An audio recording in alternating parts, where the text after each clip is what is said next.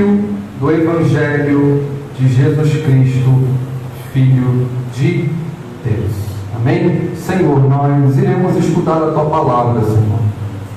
Estamos iniciando um projeto de ensino, de estudo, de desenvolvimento, de compreensão das Sagradas Escrituras.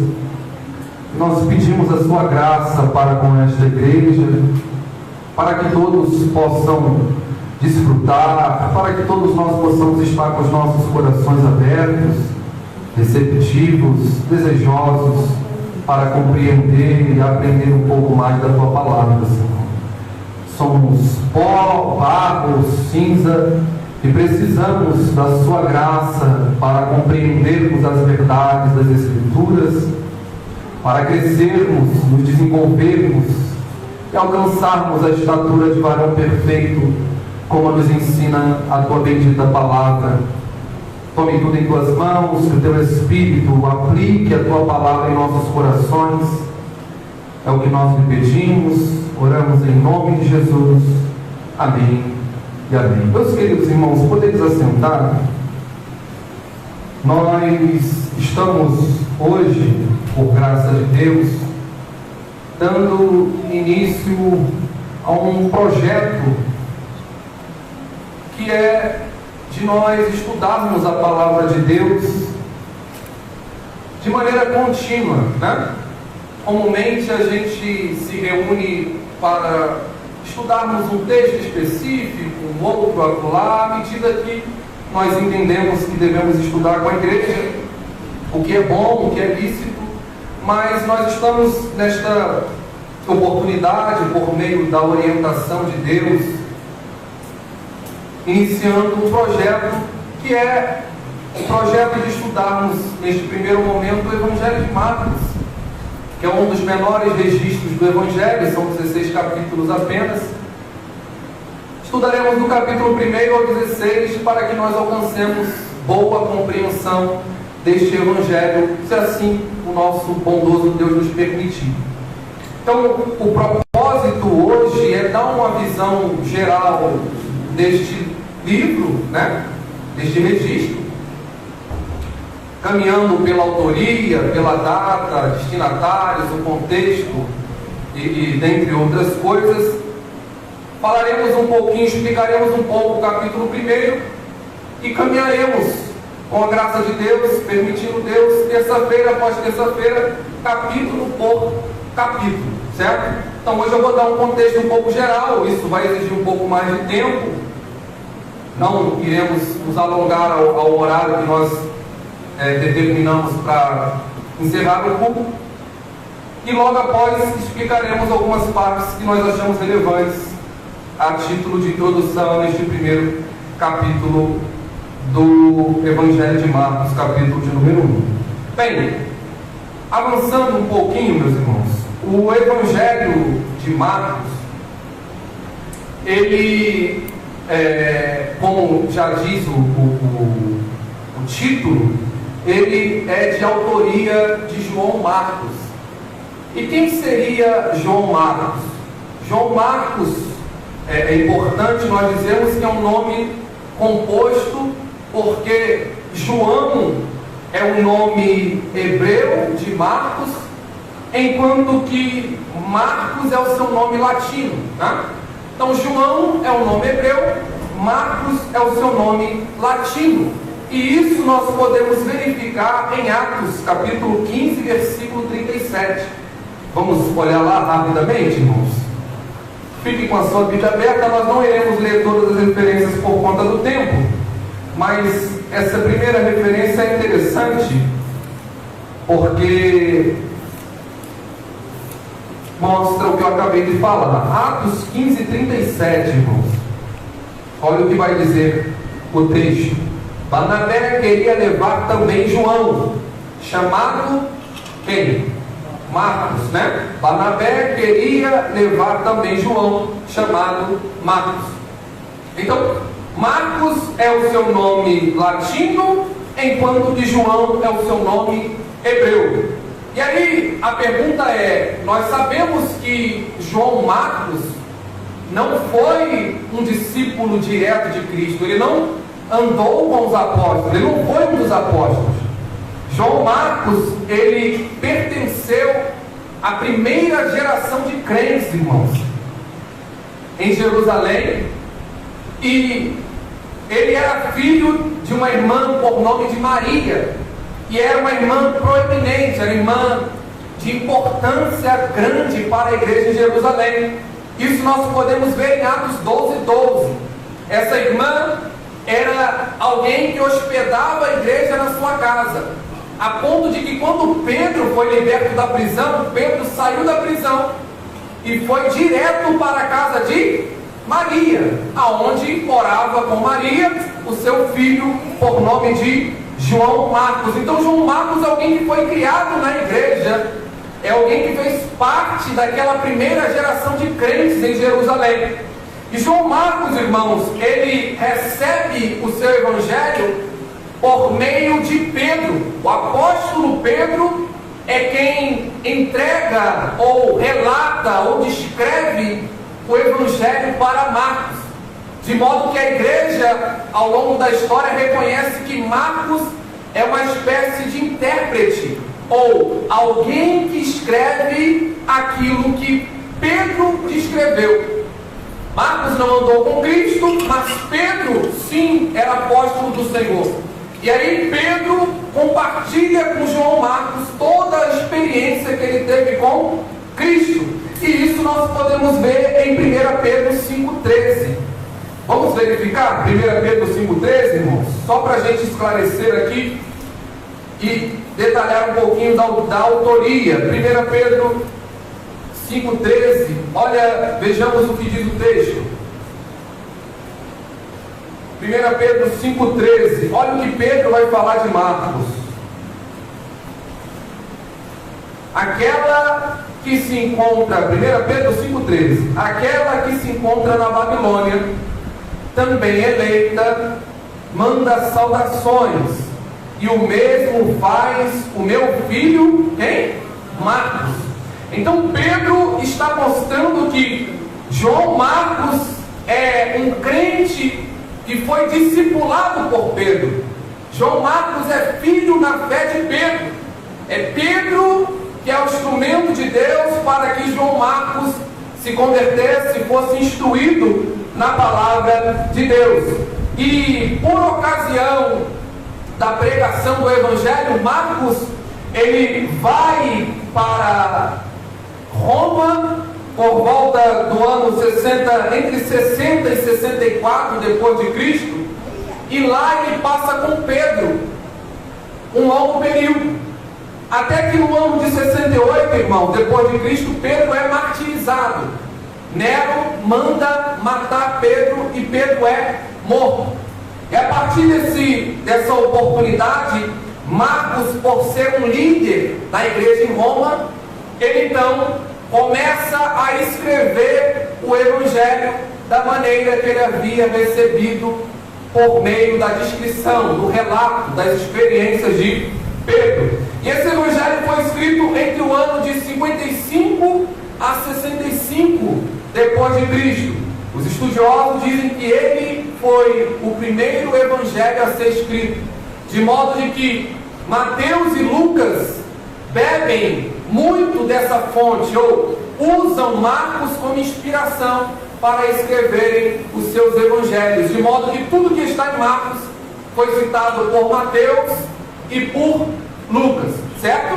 Lucas e Mateus com um pouco mais de detalhe, como nós conhecemos. Mateus são 28 capítulos, Lucas são por volta de 24 capítulos, salvo engano, enquanto Marcos são 16 capítulos apenas. Então ele é o primeiro dos evangelhos que serve de inspiração para os outros evangelistas, Mateus e Lucas mais precisamente.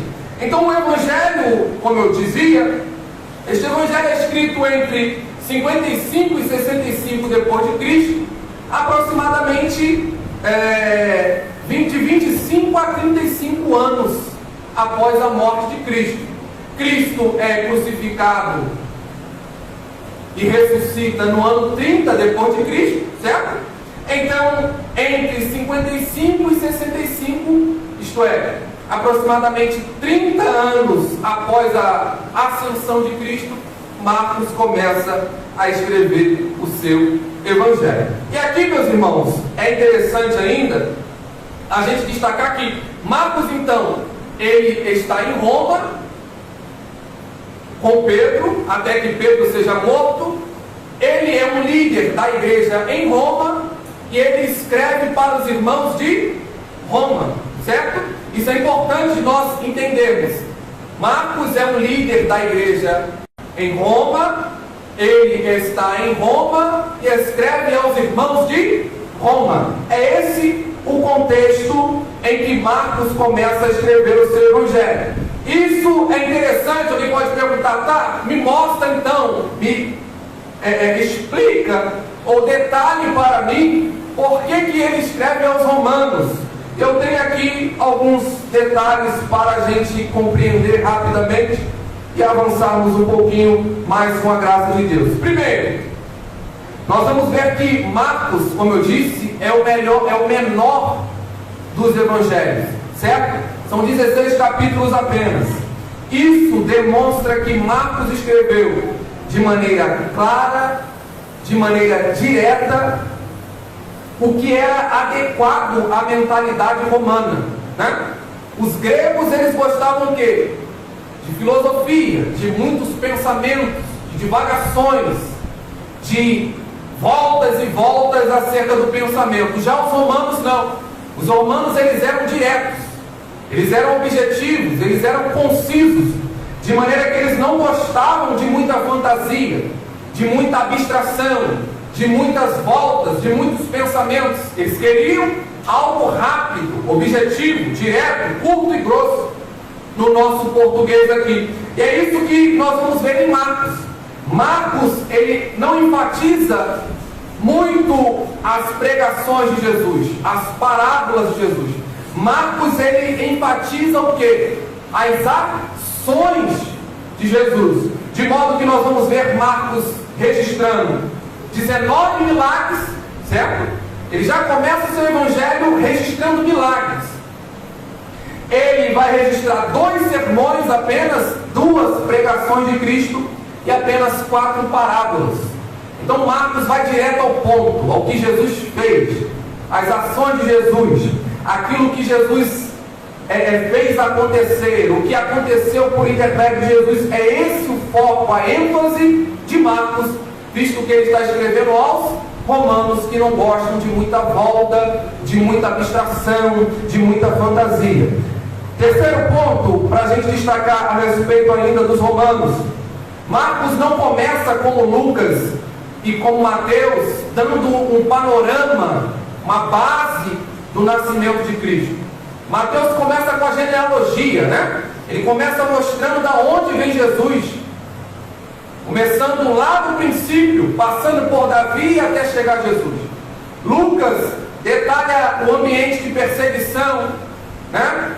De perseguição às crianças, de morte de crianças, da maneira como o Espírito visita Isabel, como visita a própria Maria, para que Jesus fosse gerado. Marcos não. Marcos já começa como nós lemos no primeiro versículo. Ele já inicia dizendo: o princípio do Evangelho de Jesus Cristo, Filho de Deus. Esse é um ponto importante. Por que ele não usa genealogias? Por que ele não faz referência à lei? Porque para os gentios, para os romanos, citar Abraão não ia ser de utilidade nenhuma. Citar as leis de Moisés não teria interesse nenhum. Então ele vai direto ao ponto, tratando a respeito do Evangelho do Senhor, sem caminhar por genealogias e sem caminhar pela lei de Moisés. Quarto ponto, irmãos: como ele está escrevendo aos romanos, ele precisa explicar coisas que não eram comuns aos romanos. E nós vamos ver isso, por exemplo, em Marcos 7, versículo 3. Veja comigo, para que os irmãos possam compreender um pouco melhor. Marcos 7, 3, irmãos. Olha o que está dito. Porque os fariseus e todos os judeus, observando a tradição dos anciãos, não comem sem lavar cuidadosamente as... Marcos está explicando aos romanos que os judeus e os anciãos, os fariseus, tinham o hábito de lavar as mãos para comer. Isso demonstra que Marcos não está escrevendo para judeu, porque todo judeu sabia que um judeu lavava a mão antes de comer, mas os romanos não sabiam. Então Marcos precisa explicar: existe uma tradição no meio dos judeus que exige que eles lavem a mão antes de comer. Ainda, quinto ponto, irmãos, Marcos traduz todas as expressões que ele usa em aramaico, né? É como se eu estivesse aqui escrevendo para a igreja no Village, para irmãos que, por exemplo, não compreendem inglês, e toda vez que eu usar uma expressão em inglês eu tenho que traduzir para o português para que os irmãos compreendam. E é isso que Marcos está fazendo com o aramaico. Vejamos lá Marcos 3,17. Olha que interessante, irmãos. Marcos 3,17, olha o que o texto vai dizer. Tiago, filho de Zebedeu, e João, irmão de Tiago, aos quais deu o nome de Boanerges. E aí ele vai traduzir o que é Boanerges, que quer dizer filhos do trovão. Vamos lá em Marcos 7,11. Só mais um, vou passar mais dois exemplos aqui para os irmãos entenderem isso que eu estou reforçando, que ele está escrevendo para romanos, para gentios. Marcos 7,11, irmãos, olha que diz o texto. Ele vai falar sobre uma outra tradição dos judeus. Vocês, porém, dizem que se alguém disser ao seu pai ou à sua mãe: a ajuda que você poderia receber de mim é corbã. O que é corbã? É uma expressão em aramaico. E aí ele vai traduzir, isto é, oferta ao Senhor. Corbã é oferta ao Senhor. Por último, irmãos, Marcos 11,34. Vamos lá rapidinho, manuseando a Bíblia. E eu encerro esta evidência, né, que eu estou dando aqui para os irmãos. 11:34. Perdão, 7:34, irmãos, me perdoe. 7:34. Olha o que vai dizer no 7:34. Então, erguendo os olhos ao céu, suspirou e disse: o que? Efatá, uma expressão em aramaica, que ele vai traduzir para os romanos, que quer dizer abra-se. Então, aqui são algumas evidências de que Marcos está escrevendo não para judeus, mas para romanos. E por último, a última evidência de que os destinatários são os romanos deste evangelho, Marcos vai utilizar palavras latinas, isto é, palavras no idioma que era falado pelos romanos. Latim é o idioma dos romanos. E aí nós vemos isso em algumas ocasiões. Primeiro, Marcos usa a expressão legião, que era uma expressão latina do povo romano. E por último, isso está em Marcos 5, versículo 9 e 15. E por último, ele usa a expressão centurião, que também era uma expressão latina. Isto está em Marcos 15, versículo 39 e 44, quando o centurião reconhece, após Jesus entregar o seu espírito, que ele verdadeiramente era o Filho de Deus. Pois bem, irmãos, entendemos que o autor é Marcos, entendemos a data entre 55 e 65 depois de Cristo, entendemos que ele escreveu aos irmãos de Roma, aos crentes em Roma. E agora eu quero rapidamente passar o contexto de quando Marcos escreve o seu evangelho. Na década de 60 a 70 depois de Cristo, o Império Romano era governado pelo imperador Nero. Nero era um homem, hoje se conhece historicamente, que era um homem com diversos transtornos psicológicos, né?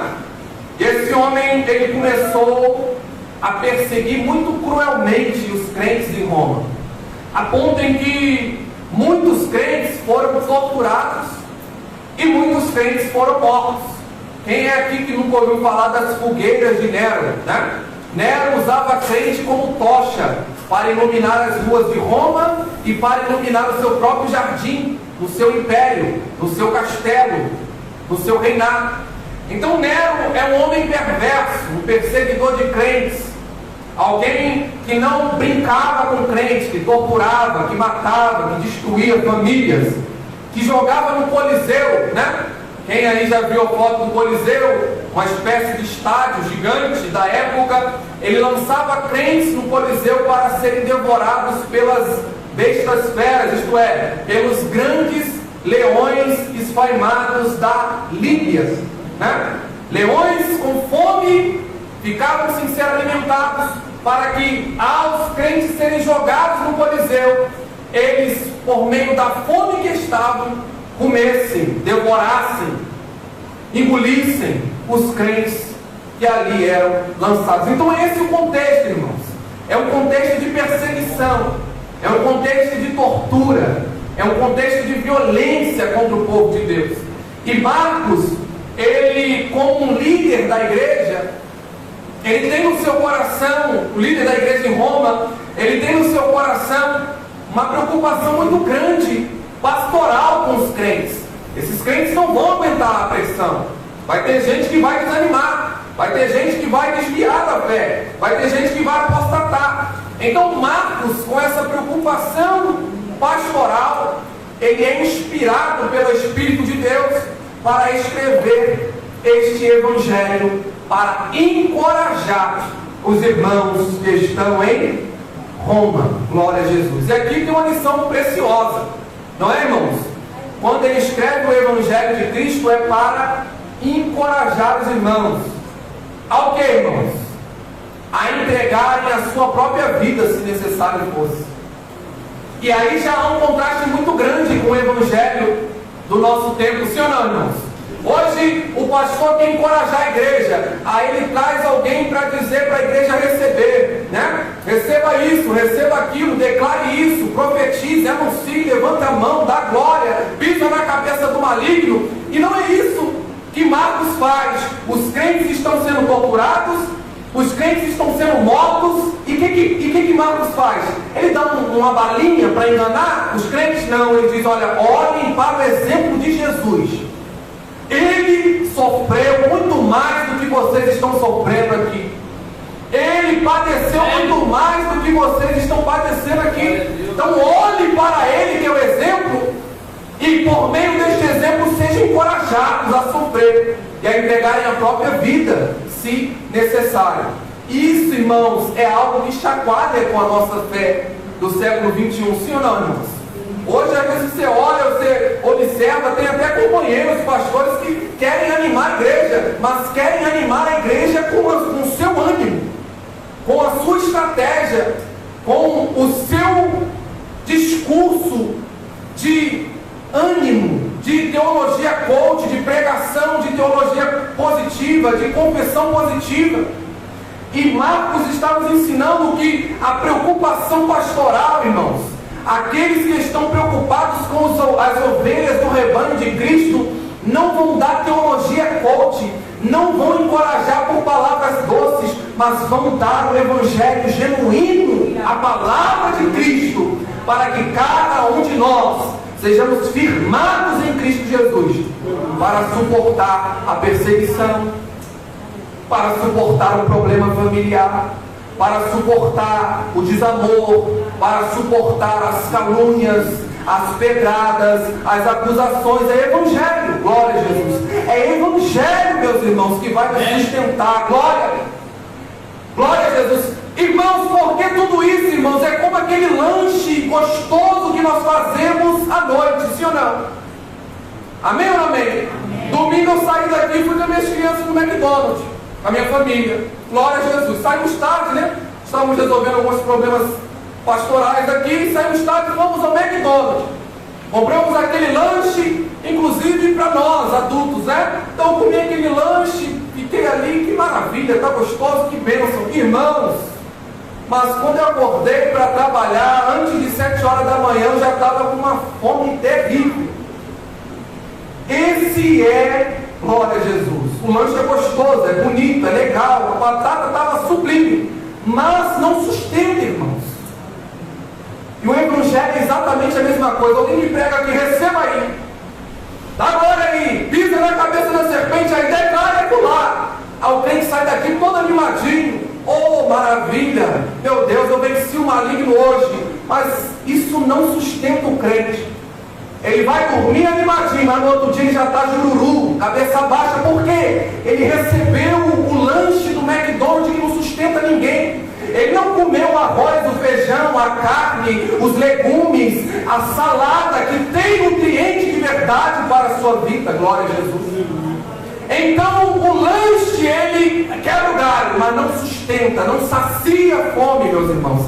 E assim é a teologia coach, assim é a confissão positiva, assim são os muitos recebas aí, receba acolá. Parece que está saciando a nossa fome, mas não tem poder para nos sustentar por um dia sequer. Então ele dá o Evangelho para que o povo pudesse, se necessário, ser lançado para ser devorado pelos leões esfameados da Líbia. Esse é o contexto, irmãos. E aqui é interessante ainda que ele pega o exemplo de Cristo. Nós vamos ver isso lá em Marcos 10, 45. Vamos lá comigo?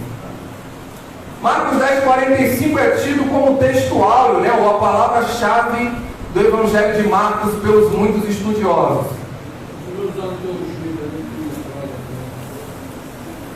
Marcos 10, 45, irmãos. Marcos 10, 45. Vejamos o que diz o texto. Pois o próprio, na minha versão, né? Pois o próprio Filho do Homem não veio para ser servido, mas para servir e dar a sua vida em resgate de muitos, ou em resgate por muitos, em algumas versões. Então esse é o textual, a palavra-chave do Evangelho de Marcos. É o texto em que Jesus diz: olha, eu não vim para ser servido, eu vim para servir e para entregar a minha própria vida por amor de muitos, para resgate de muitos. E é isso que Marcos tem na mente, irmãos. Ele está, com a sua epístola, ele está dizendo aos irmãos: olha, nós, irmãos romanos, olhem para Jesus. Ele não veio para ser servido, pelo contrário, ele é um grande modelo, ele é um exemplo de alguém que veio para sofrer, como um servo sofredor, como nós vimos no Evangelho. E aí, meus irmãos, assim nós podemos olhar para Jesus, como os crentes de Roma, e entender que cada crente, que cada irmão, que cada cristão deve dedicar a sua vida para servir a Deus e aos homens, a Deus e ao próximo. Irmãos, alguém que diz que só serve a Deus, não, eu sou servo de Deus, eu sou crente, eu só sirvo a Deus. Irmãos, há um problema profundo de compreensão bíblica. Há um problema profundo de discipulado bíblico, porque ele não entendeu ainda o Evangelho. Alguém que diz que só serve a Deus, ele não compreendeu ainda o Evangelho. O Evangelho é sobre servir a Deus e servir aos homens. Se nós entendermos esta verdade, irmãos, nenhum de nós ficará sentado nos bancos da igreja como alguém que vai no self-service e está esperando o garçom para servir. O Evangelho é sobre serviço. Eu já falei em diversas oportunidades, a expressão ministro, que nós tantos usamos, significa servo, significa servidor, significa serviçal. É a tradução da expressão grega diáconos, que significa servo. Então, nós fomos chamados por Cristo não para sermos servidos, como ele disse, mas para servir. Glória a Jesus. Aleluia, glória a Deus. E às vezes nós não entendemos isso, irmãos. Eu não estou aqui porque eu gosto de falar para os irmãos, ou porque eu não tinha nada para fazer nesta noite. Eu estou aqui porque eu estou servindo a igreja do Senhor. Eu estou servindo aos meus irmãos.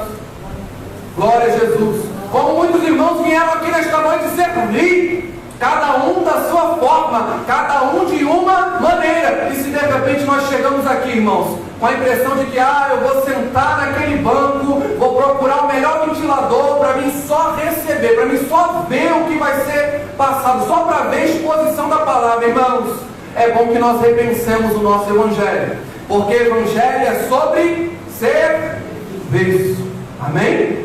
Glória a Jesus. Então é isso que Marcos está ensinando aos irmãos romanos, à igreja de Roma. Olhem para Jesus. É por isso que o escritor de Hebreus diz: olhando para Jesus, autor e consumador da nossa fé. Jesus é o nosso exemplo maior, irmãos. Jesus é o modelo de servo, é o modelo de quem veio para servir, e assim precisa ser a igreja do Senhor. É bom ou não é bom, irmãos, quando a gente vê aquele crente que verdadeiramente tem uma vida com Deus, que se alegra em servir, sim ou não, irmãos? Você vê a alegria, não é para limpar, não tem ninguém para limpar, não tem problema, eu limpo sozinho. É para pregar, não tem problema se a igreja está vazia, eu prego para um irmão. É para dar aula, eu dou para um irmão. É para dar aula para na casa de não sei quem, não tem problema, eu dou aula, porque essa é a alegria do Espírito em cada nossos corações, irmãos. Se é para abrir mão do nosso tempo para servir alguém, para ouvir alguém, para aconselhar alguém, nós estamos dispostos, porque isso é o Evangelho, meus irmãos. E é isso que Marcos está ensinando àqueles irmãos. Então a gente passou aqui, irmãos, um panorama. O horário já se avançou um pouquinho, e agora eu queria passar aqui 3 pontos no capítulo 1, que eu acho que são pontos centrais para nós compreendermos este capítulo. Pondo a base do contexto do Evangelho de Marcos, agora nós podemos então fazer algumas leituras aqui novamente. Eu volto no versículo 1 que nós lemos, em primeiro lugar. O texto nos diz, meus irmãos, princípio do Evangelho de Jesus Cristo, Filho de Deus. Aqui, Marcos inicia o seu Evangelho. Alguns autores vão dizer que aqui ele já apresenta tanto o título quanto o resumo do seu Evangelho.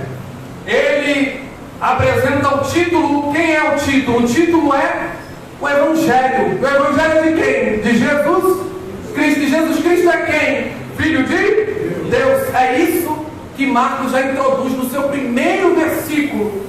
Princípio do Evangelho de Jesus. E a pergunta é, meus irmãos, o que é? O que viria a ser o Evangelho? Lucas coloca luz nisso no seu Evangelho, nos versículos 10 e 11 do capítulo 2. Eu vou ler aqui para os irmãos. Olha o que Lucas vai dizer. O anjo, porém, falando sobre aquela experiência dos anjos anunciando o nascimento de Cristo, ele diz: o anjo, porém, lhes disse: não temais, eis aqui vos trago boa nova de grande alegria. Então, primeira parte, o Evangelho é uma boa nova. O que é uma boa nova? É uma boa notícia. E o que é uma boa notícia? É uma boa notícia que traz tristeza? Que traz angústia? Que traz desânimo? Não, é uma boa notícia que traz alegria. Isso é interessante. Então o Evangelho, na ótica de Lucas, é uma boa notícia que produz alegria, que gera alegria. Mas ele não para por aí. Ele diz que o será para todo o povo. Então o Evangelho trata de uma boa notícia que gera alegria, buscando alcançar todo o povo. E ele diz, agora o que é o Evangelho? Ele vai seguir dizendo, o Evangelho é uma pessoa. Ele diz, é que hoje vos nasceu na cidade de Davi, quem? O Salvador, que é Cristo, o Senhor. Então o Evangelho, meus irmãos, é esta boa notícia que produz alegria. E que boa notícia é essa? Lucas 2, versículos 10 e 11. E que boa notícia é essa, irmãos? A boa notícia é que o Salvador nasceu. Glória a Jesus. E quem é o Salvador? O Salvador é o Cristo. E o que quer dizer Cristo? Cristo quer dizer ungido. É a tradução grega da palavra Messias no hebraico. Messias quer dizer ungido. Cristo quer dizer ungido. Então, Lucas está dizendo que nasceu o Salvador, o ungido de Deus, o separado de Deus. Para o que, irmãos? Para produzir, para gerar salvação para a humanidade. Então, Lucas ou Marcos está dizendo que o Evangelho, meus irmãos, é centrado na pessoa de Jesus Cristo. O Evangelho, como a gente ouve aí, né? Alguém dizendo que está pregando o Evangelho, olhe para você, você é isso, você é aquilo, você é não sei o que, você é a estrela que nasceu para brilhar. Não, o Evangelho não é nada disso, irmãos. O Evangelho é sobre a pessoa bendita de Cristo. É Ele quem deve brilhar, é Ele que ilumina, é sobre Ele que nós devemos estar abrigados, meus irmãos. Glória a Jesus. É por isso que João Batista diz: olha, eu não tenho condição nem de soltar a sandália dele, eu não tenho condição nem de fazer um trabalho de escravo para Jesus, porque Ele é a pessoa bendita de qual o Evangelho veio nos anunciar. Então o Evangelho está centrado em Cristo. O conteúdo do Evangelho, isto é, a pregação do Evangelho é a pessoa de Jesus Cristo, isto é, a sua vida, a sua obra, a sua morte, a sua ressurreição, o seu governo e a sua vinda em glória. Então, quando alguém diz que está pregando o Evangelho, não está falando da vida de Cristo, não está falando da obra de Cristo, não está falando da morte de Cristo, não está falando da ressurreição de Cristo, não está falando do governo de Cristo, e não está falando da sua vinda em glória. Isso é qualquer outra coisa, como diz Paulo, menos o Evangelho. Paulo vai chamar isso de outro Evangelho, isto é, do Evangelho adulterado, do Evangelho que não vem de Cristo, que não está centrado na pessoa de Cristo. E é interessante, irmãos, o versículo 14 e 15, a gente vai ler daqui a pouquinho, mas o tema da pregação de Jesus, o centro, o conteúdo da pregação de Jesus é o quê? É o próprio Evangelho. Ele prega o quê, meus irmãos? O Evangelho. João Batista prega o quê, meus irmãos? O Evangelho. Esse é o tema da pregação. Isso é interessante nós destacarmos aqui. Então, aqui, meus irmãos, está a essência, o título, o conteúdo daquilo que Marcos vai escrever nos seus 16 capítulos. Ele vai escrever a respeito da pessoa de Cristo. Ele vai escrever a respeito da obra de Cristo. Ele vai escrever a respeito do trabalho de Cristo. É uma boa notícia de alegria. O Salvador nasceu, meus irmãos. E por isso nós podemos nesta noite ter paz em nosso coração, descansar diante das acusações de Satanás, repousar diante da ira de Deus que quer punir o pecador. Este é o Evangelho. Aqui está sendo despido, descortinado, lançado por terra toda a alta justificativa. É assim ou não é? Alguém pode chegar, mas eu sou bom, eu sou trabalhador, eu sou honesto, eu sou fiel à minha esposa, eu pago minhas dívidas em dia, eu não fumo, eu não bebo, eu não uso droga, eu não faço isso, não faço aquilo, maravilha, muito bom, parabéns, nota 10. Mas isso não tem poder para salvar absolutamente ninguém, meus irmãos. O ser humano não pode salvar a si mesmo. Todos nós precisamos de um bendito Salvador. E este Salvador é a pessoa bendita de Cristo, que está anunciada no Evangelho. Esse é o primeiro ponto. Segundo ponto que eu queria destacar, a gente pode ler o versículo 11 para destacar esse ponto. Vamos lá comigo no 11.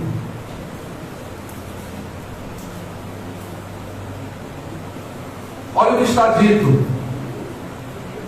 no versículo de número 11, meus irmãos. Então veio uma voz do céu que dizia: você é o meu filho amado, em você me agrado, na minha versão, em outras, em você me comprazo, ou em ti tenho comprazido, ou em quem tenho comprazido, dependendo da versão. Mas o contexto é, no batismo de Jesus, quando ele é batizado por João Batista, o que acontece, meus irmãos? Deus, o próprio Deus, reafirma que Jesus é o Filho de Deus. Então esse é um ponto importante para nós compreendermos no capítulo de número 1 ainda. O destaque de Marcos aqui é que Jesus Cristo não é um profeta, é que o Senhor não é alguém diferente, é que o Senhor não é um homem acima da média.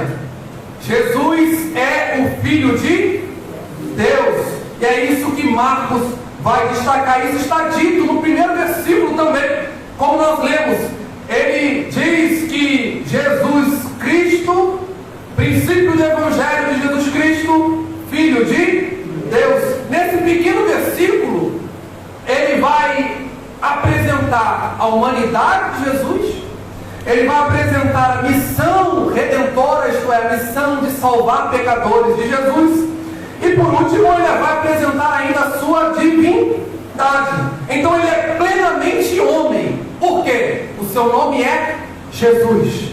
É alguém da terra, é alguém natural, é alguém gerado no ventre de uma mulher, como todos nós somos gerados no ventre da mulher. Mas Marcos não para por aí. Ele é também o Cristo. E eu já disse aos irmãos que Cristo significa ungido. E aqui se refere ao ungido de Deus, a alguém que foi separado por Deus, consagrado por Deus para uma missão específica. E que missão é essa, irmãos? Salvar os pecadores que estavam perdidos como nós estávamos. E ele ainda fecha dizendo que ele é o Filho de Deus. Ser filho de Deus aqui, isso está em João capítulo 5, isso fica muito claro, nós não vamos ler em função do tempo. Mas ser filho aqui representa ser igual, né? A ideia é, alguém que é gerado pelo seu pai, tem o DNA do seu pai, sim ou não? Essa é a ideia. Então quando Jesus, em João capítulo 5, quando Jesus diz que ele é o Filho de Deus, os judeus diziam que ele estava se colocando como Deus, exatamente por conta deste conceito. Filho é alguém que traz o DNA, é alguém que traz as características, é alguém que traz, que carrega a essência daquilo que o seu pai é, né? Então é nesse contexto que Marcos apresenta Jesus como Filho de Deus, alguém plenamente divino, gerado no ventre de Maria, mas gerado por obra do Espírito Santo, glória a Jesus. Gerado no ventre de Maria, mas não da relação sexual entre um homem e uma mulher, sim fruto da obra bendita do Espírito Santo, envolvendo a santa, aquela mulher separada, aquela mulher imaculada, para que ela pudesse então no seu ventre guardar a semente, produzir a semente do Filho de Deus. Então Jesus é homem, Jesus é ungido de Deus para exercer uma missão sobre a terra, e em terceiro lugar, ele é plenamente divino, ele é Deus. E essas verdades, irmãos, são afirmadas ao longo de todo o Evangelho. É afirmada no versículo 11, como nós lemos, pelo próprio Deus: este é meu filho amado, em quem a minha alma tem prazer, em quem tenho comprazido. Então Deus testifica a respeito da identidade de Jesus. Ele é o meu filho, ele é Deus como eu sou Deus. Mas não para por aí. Os demônios reconhecem que Jesus é Deus. Vamos lá no versículo 24 do capítulo 1. Olha o que vai dizer aí. Já estamos acelerando para encerrar. Versículo 24. O que quer conosco, Jesus Nazareno? Você veio para nos destruir? Sei muito bem quem você é, o Santo de Deus. Ele está dizendo: olha, você é o ungido de Deus. E é interessante que o próprio diabo, os próprios demônios já sabem, irmão Rafael, o resultado final da sua história, porque ele já pergunta: olha, você já veio para nos destruir, sabendo que os seus dias estão contados, como está escrito lá em Apocalipse. O diabo, as obras espirituais da maldade, sabem que o governo, o poder está nas mãos de Deus e que os seus dias estão contados, como afirma a palavra de Deus. É por isso que se preocupam. Já chegou para nos destruir? Já chegou a hora de acabar conosco? É isso que o texto está mostrando. Por quê? Porque ele é o santo de Deus, ele é o ungido de Deus, ele é o separado, ele é aquele que foi consagrado por Deus para realizar uma obra específica, uma missão específica sobre a terra. Então os demônios conhecem, isso está no versículo 34 também, confira comigo lá.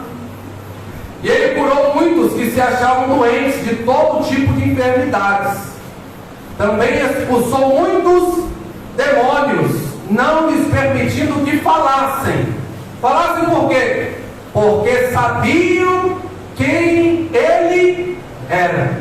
Então os demônios sabiam que estavam lidando com o Filho de Deus, com o Deus encarnado, com aquele que no princípio era o Verbo, mas se fez carne e habitou no meio dos seres humanos, como está dito em João capítulo 1. E aí, meus irmãos, na sequência, os homens vão reconhecer que ele é o Filho de Deus. Pedro, por exemplo, vai dizer que ele é o Cristo, o Filho do Deus vivo, ou do Deus Altíssimo. Além de Pedro, Herodes, o sumo sacerdote Anás e Caifás vão reconhecer que ele é o Cristo. E por último, o próprio Jesus vai dizer que ele é o Cristo. Isso está lá em Marcos 14, 62. Ele se identifica como filho de... Vamos lá, Marcos 14, 62, para a gente fechar essa parte, irmãos. Bem rapidinho, vou lendo por conta do horário. Marcos 14, 62. Jesus respondeu, ou melhor, 61, né? A parte final do 61. Você é o Cristo, isto é, o sumo sacerdote está interrogando Jesus, lá no Sinédrio, né? Você é o Cristo, o Filho do Deus bendito? É uma pergunta. E ele vai dizer, Jesus respondeu, 62, eu sou, e vocês verão o Filho do Homem sentado à direita do Todo-Poderoso e vindo com as nuvens do céu. Então o próprio Jesus reconhece, afirma que ele é o Cristo, o Filho do Deus Altíssimo, o qual estará sentado por toda a eternidade à destra de Deus, intercedendo por nós, após ter realizado nesta terra a sua obra salvífica em favor de nós, pobres, miseráveis e limitados pecadores. Versículos 14 e 15. Então nós falamos sobre o princípio do Evangelho, a mensagem, o conteúdo do Evangelho de Marcos. Versículo 1. Falamos sobre Jesus, o Filho de Deus, versículos 1 e 11. E agora falaremos por último a respeito do reino de Deus. Isso está no versículo 14 e 15. Vamos lá fazer a leitura? 14 e 15. Depois de João ter sido preso, Jesus foi para a Galileia, pregando o Evangelho de Deus. Qual o tema da pregação de Jesus, irmãos?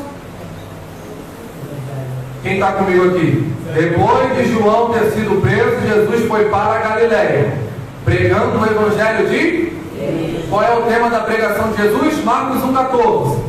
O Evangelho de Deus. E ele dizia, o tempo está cumprido e o reino de Deus está próximo. Arrependam-se e creiam em quê? No Evangelho. No Evangelho. Então, meus irmãos, aqui nós podemos destacar algumas verdades acerca do reino de Deus. Primeiro, o reino de Deus, ele aponta para a soberania de Deus. O que Jesus está dizendo? Olha, chegou o tempo em que Deus irá governar por meio de pessoas, por meio da minha obra, né, Jesus, por meio da obra de Jesus, Deus iria governar por meio de pessoas. É um reino em que os súditos são aqueles que nasceram de novo por meio da fé em Cristo Jesus. Então o reino de Deus vai indicar soberania, domínio, reinado, comando de Deus. É o ser humano reconhecendo no seu próprio coração, irmãos, que Deus está realizando a sua obra em cada um de nós, dia após dia. Isso é o reino de Deus. Como é que eu faço para saber se eu estou vivendo o reino de Deus ou não? É simples, é só nós nos perguntarmos: quem é que tem comandado a nossa vida? Somos nós ou é Deus? Sim ou não, irmãos? Quem é que tem comandado a nossa vida? Somos nós ou somos Deus? Esta é a verificação, se nós estamos vivendo o reino de Deus ou não.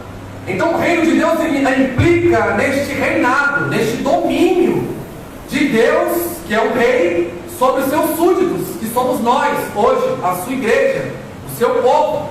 Isso é um ponto interessante, né? Então o reino de Deus implica domínio.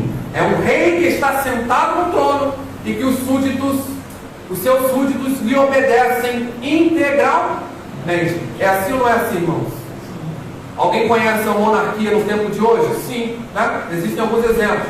Então, como é que é na Inglaterra? Quando o rei está governando, embora tenha toda uma estrutura de governo, alguém pode desacatar a ordem do rei lá?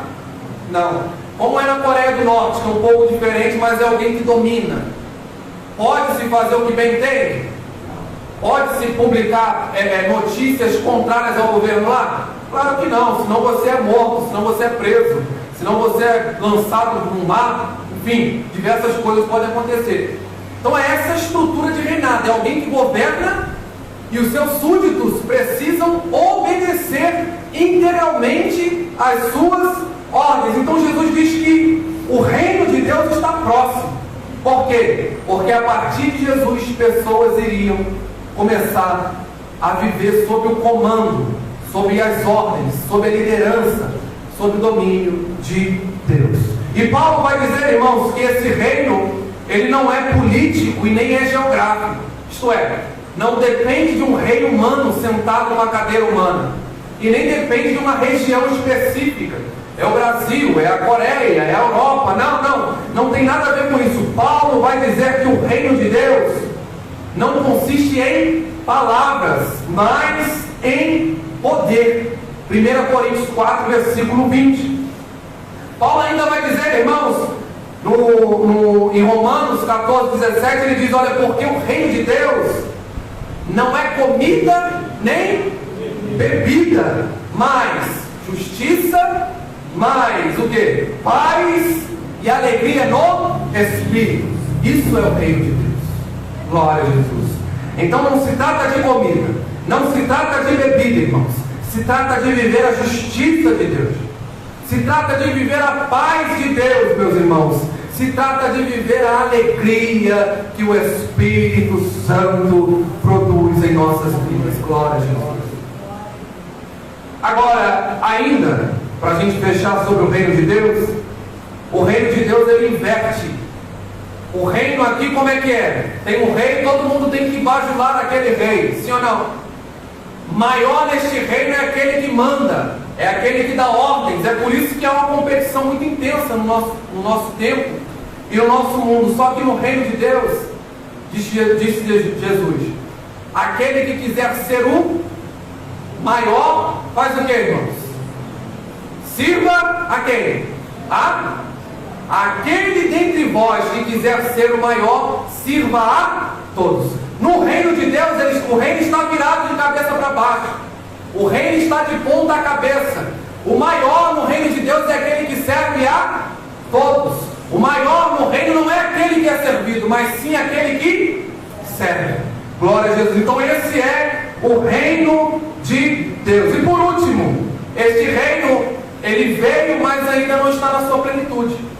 Qual é o sinal que nós estamos vivendo o reino de Deus? E eu caminho para encerrar. Primeiro, Jesus começou a mostrar isso no capítulo 1 do Evangelho de Marcos. Ele já entrou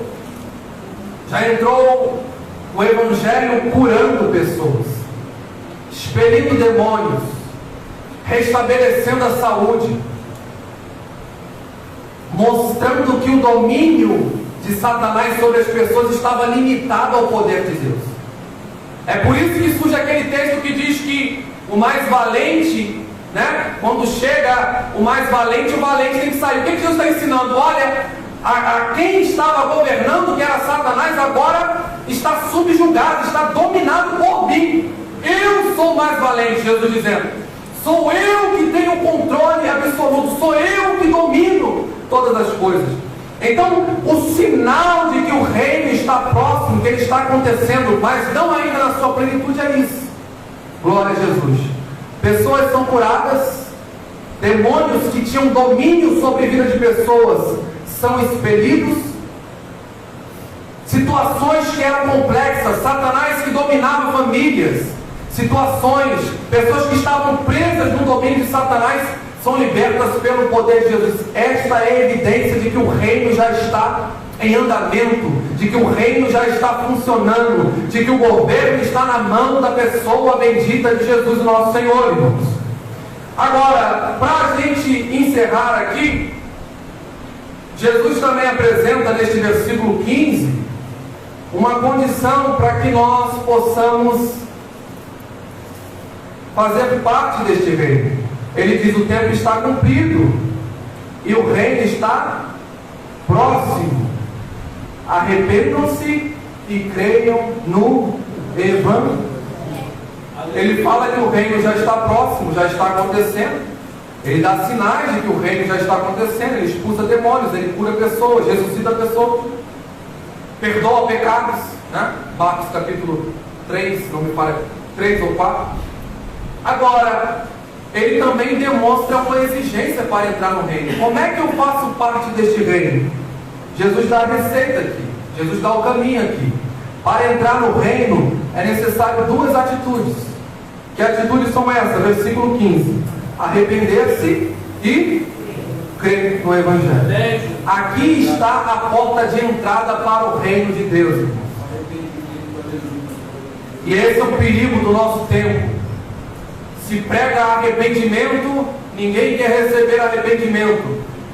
Se prega uma entrada no reino sem um arrependimento. E aqui o que Jesus está ensinando é: não basta apenas ter fé sem arrependimento. Não basta ter somente arrependimento sem ter fé. Jesus diz que a porta para a entrada no seu reino é arrependimento e fé. Os dois trabalhando em conjunto, irmãos. E o que é arrependimento? É a pergunta. É a palavra grega metanoia, de Romanos capítulo 12, versículos 1 e 2. O que quer dizer metanoia? Significa literalmente mudança de quê? Mente. Metanoia significa mudança de mente. Lembra da palavra paranoia? É alguém que está com a mente confusa, está achando que está sendo perseguido, está tendo alucinações. Então é um problema na mente. Metanoia utiliza esta mesma raiz, noia, né? Que quer se referir à mente. Então metanoia significa literalmente mudança de mente. Então arrependimento, irmãos, por se tratar de mudança de mente, significa ou envolve a razão, envolve a emoção e a vontade. Primeiro, e a gente fecha, o arrependimento envolve a razão. Isso quer dizer o que, irmãos?